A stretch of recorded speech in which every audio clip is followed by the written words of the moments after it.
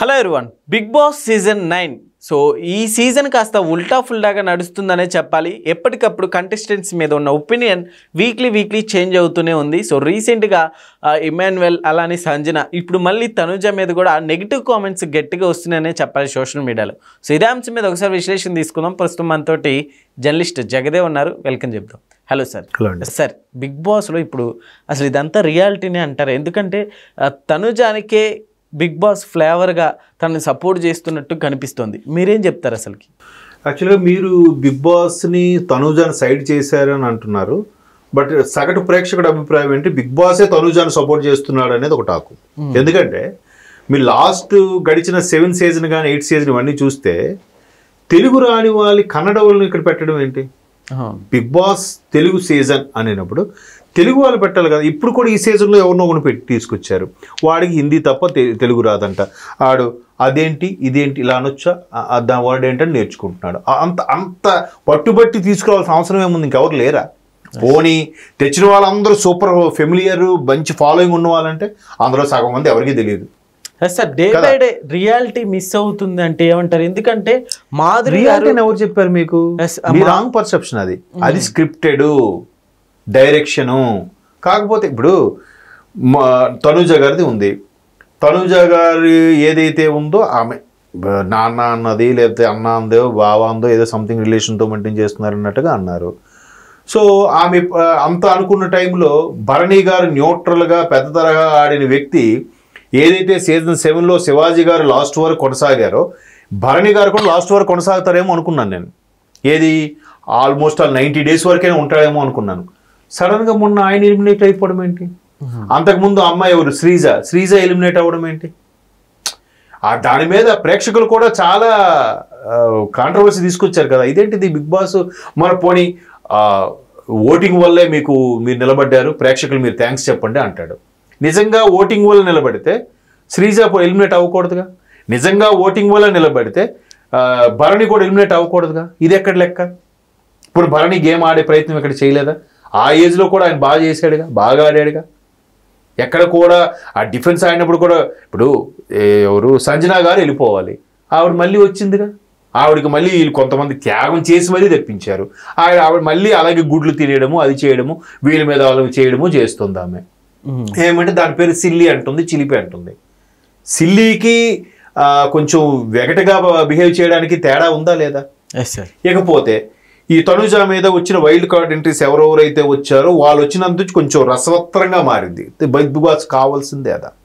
ఎందుకంటే big boss second season Bollywood హిందీలో జరిగినప్పుడు ఆ ఇద్దరు, ఒక సీరియల్ ఆర్టిస్టు, ఒక దర్శకుడు లేక జూనియర్ ఆర్టిస్టో సంథింగ్ వచ్చారు, వాళ్ళ పేర్లు గుర్తు రావట్లేదు. వాళ్ళిద్దరు కొట్టుకునే వరకు వెళ్ళారంట. ఆ ఎపిసోడ్ అంతవరకు ఒక మాదిరిగా ఉండే యాడ్స్ రెవెన్యూ ఆ ఎపిసోడ్ తర్వాత బిగ్ బాస్కి భయంకరంగా పెరిగిందంట. సో అదే ఫార్ములా బనిజాయ్ అనే టీము అన్ని దగ్గర అప్లై చేస్తున్నాడు.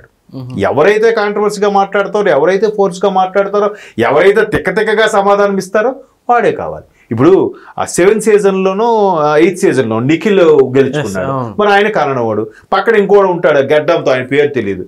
ఆయన అంటే ప్రతిదానికి కూడా కాంట్రవర్సీ మీదకి వెళ్ళిపోయేవాడు, కొడతానా అన్నట్టుగా వెళ్ళిపోయేవాడు. అది ఎంతవరకు కరెక్ట్?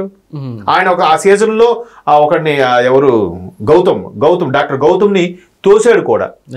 మరి బిగ్ బాస్ రూల్స్ ప్రకారం ఒంటి మీద చేసి ఇమీడియట్గా వాడు బయట పంపించేయాలి. మరి ఆ సీజన్లో ఎందుకు పంపించలేదు? పైగా కన్నడిగల్ని ఎందుకు తీసుకొస్తున్నారు? వాళ్ళంటే ఎందుకు అంత ఫేవర్?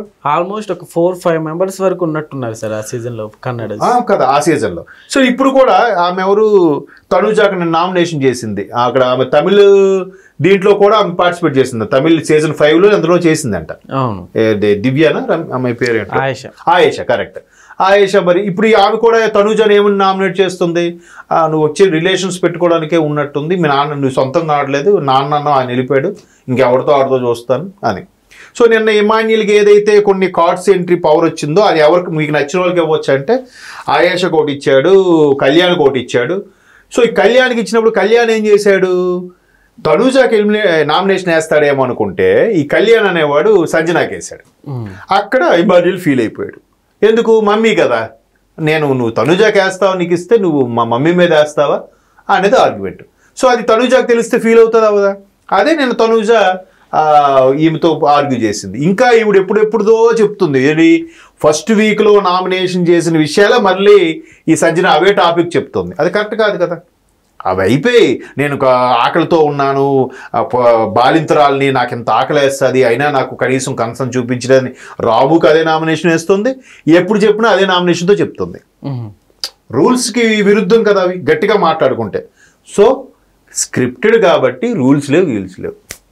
గత 5 ఏళ్లలో ఆంధ్రప్రదేశ్లో వైసీపీ ప్రభుత్వం ఎలాగైతే వాళ్ళకి నచ్చినట్టు చేసుకెళ్ళిపోయిందో, అధికారులు కానీ మంత్రులు అందరూ కూడా అందరూ వాళ్ళే కదా, అంత ఒకే సామాజిక వర్గానికి చెందిన వాళ్ళు, top to bottom, chief secretary నుంచి కింద స్థాయి ప్రిన్సిపల్ సెక్రటరీ వరకు అందరూ వాళ్ళే. సార్ ఇప్పుడు అలాగే ఇక్కడ కూడా తనుజాకే టైటిల్ ఇచ్చేటట్లు ఉన్నారంటే ఏమంటారు? టైటిల్ కూడా ఇక తనుజాకి ఇచ్చే అలాగా చెప్పలేం. అది ఫిమేల్ ఎవరు గెలుచుకోలేదు. బట్ ఓటీటీ ప్లాట్ఫామ్ మీద అయిన 8th సీజన్ ఏదో 7th సీజన్ కో మధ్యలో బిందు మాధవి గెలుచుకున్నారు. అది ఓటీటీ ప్లాట్ఫామ్ మీద వచ్చిన సీజన్ అది. ఆ సీజన్ లో గెలుచుకున్నారు. మిగతా అంతా మేలే కదా, ఫిమేల్ ఎవరు గెలుచుకోలేదు నాకు తెలిసి. ఫస్ట్ సీజన్ అంతే, ఫస్ట్ సీజన్ నుంచి కూడా నేను ఫిమేల్ గెలుచుకున్నట్టు చూడలేదు.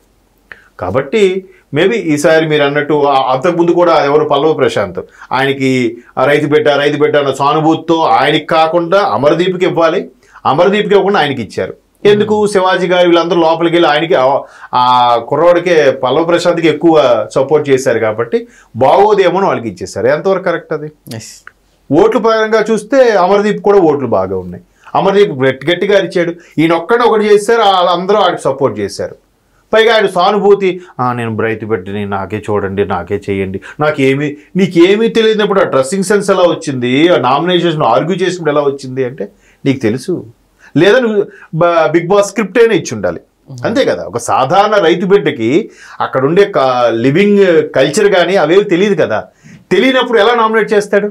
ప్రతి సున్నితమైన అంశము కూడా బాధపడినప్పుడు, వాటి గురించి బాగా క్షుణ్ణంగా తెలిసినప్పుడు నామినేట్ చేయగలుగుతారు. ఇది నా ఎదురుగా డ్రెస్సెస్ వేసుకొని బిల్డప్ కొట్టారండి, నేను సామాన్యుడు, నాకేం తెలియదండి, అందుకే నామినేషన్ వేసానని చెప్పాడా? ఎక్కడైనా చెప్పలేదు.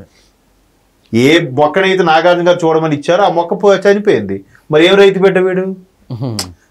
ఎగ్జాంపుల్ చెప్తున్నా. అలాగా ఇవన్నీ కూడా ఎవరికి ఇస్తే బాగుంటుంది, ప్రేక్షకులు ఎక్కువ ఎవరు అభిప్రాయపడుతున్నారు, వీడు ఉంటేనే నడుస్తుంది, వీడు ఉంటేనే యాడ్స్ వస్తుంది, వీడు ఉంటేనే చూస్తున్నారు అనుకునే దాని మీద ఇస్తారు.